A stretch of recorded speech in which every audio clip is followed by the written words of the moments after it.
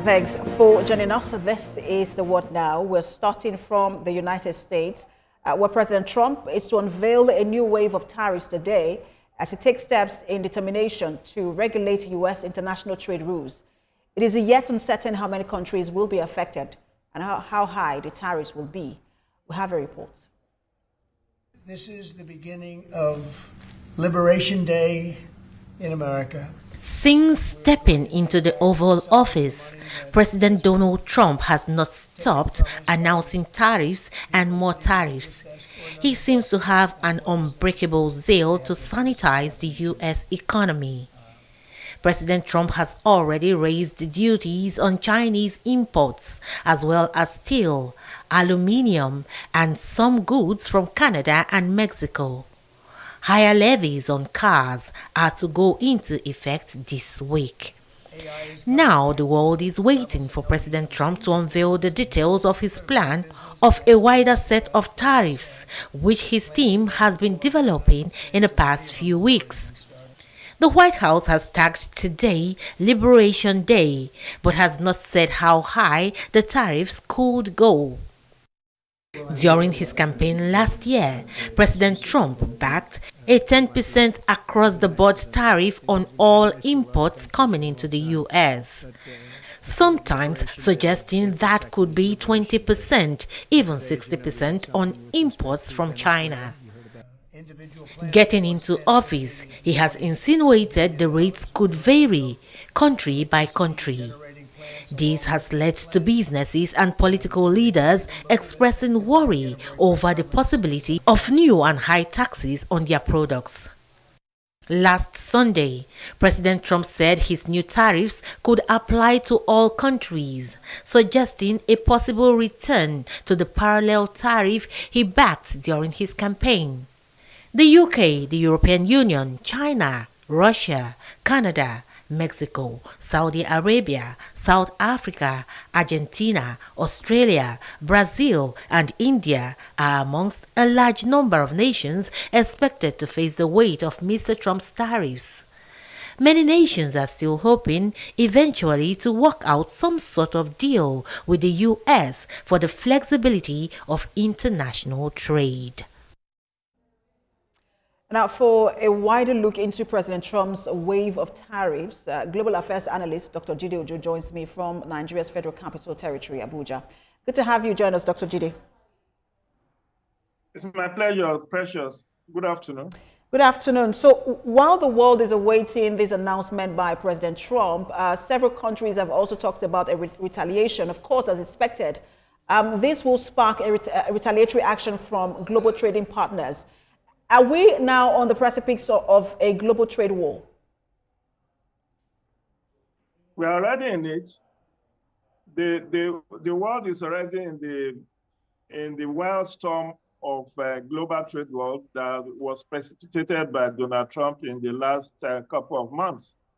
Recall that there have been several altercations between U.S. and European Union partners, between U.S.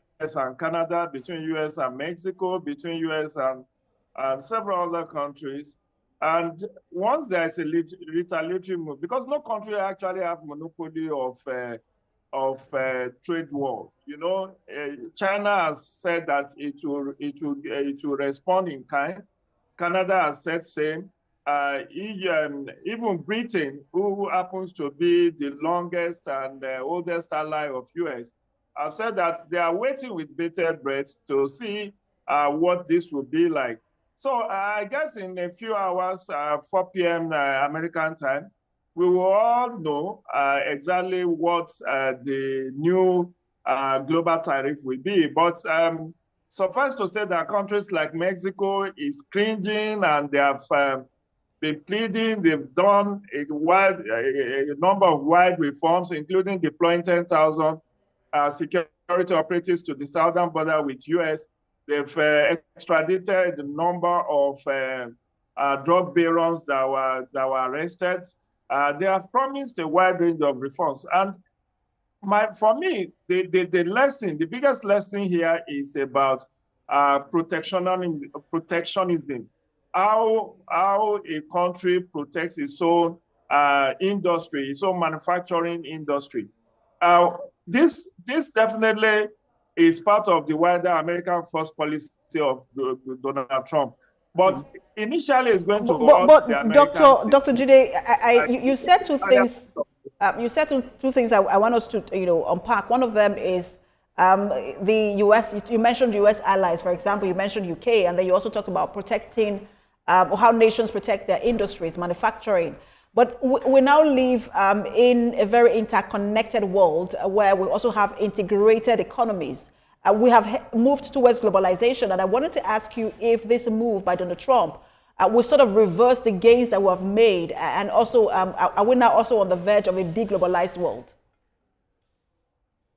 Well, you can call it what you want. For the average Americans whose manufacturing concerns have been outsourced to other parts of the world, somehow they are happy this is happening.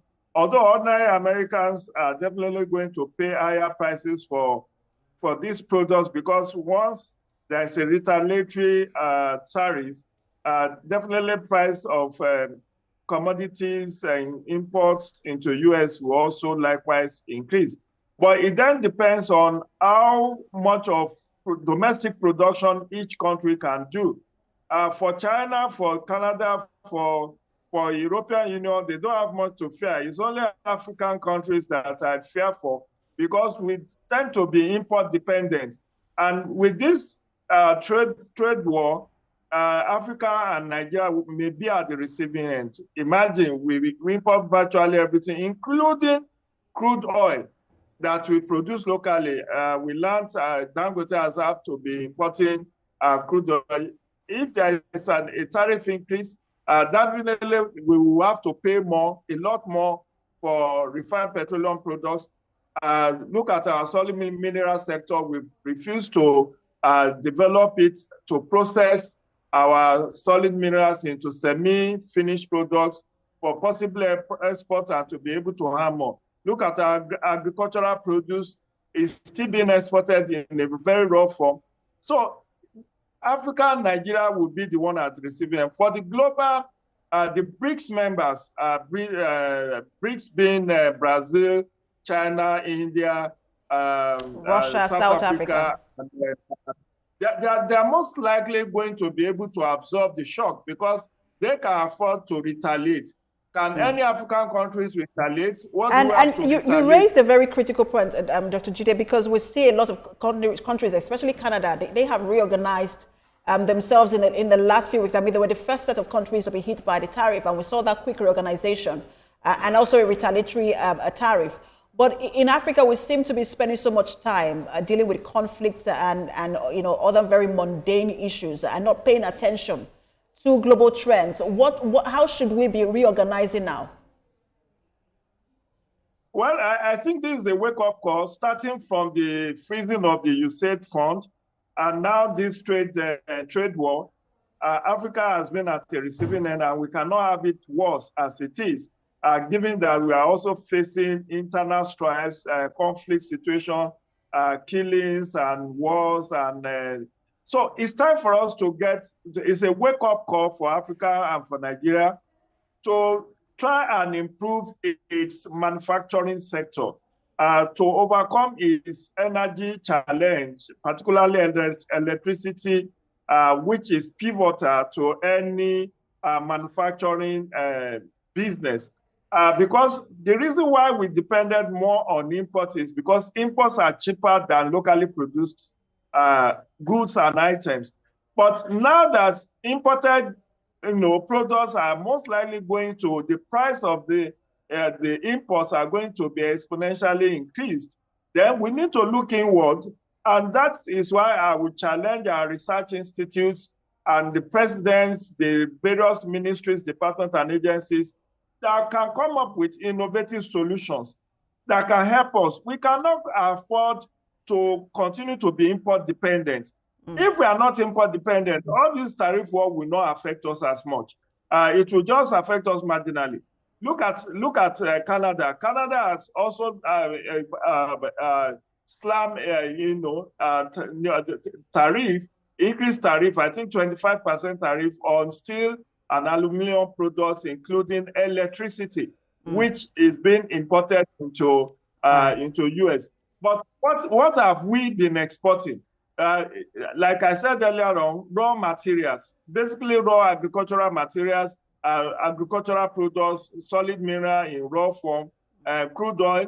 If we are only able to do value addition to many of our products, we can then also negotiate. We will have a very good negotiation, power. But in a situation where the world can even neglect us, we don't matter in the global affairs.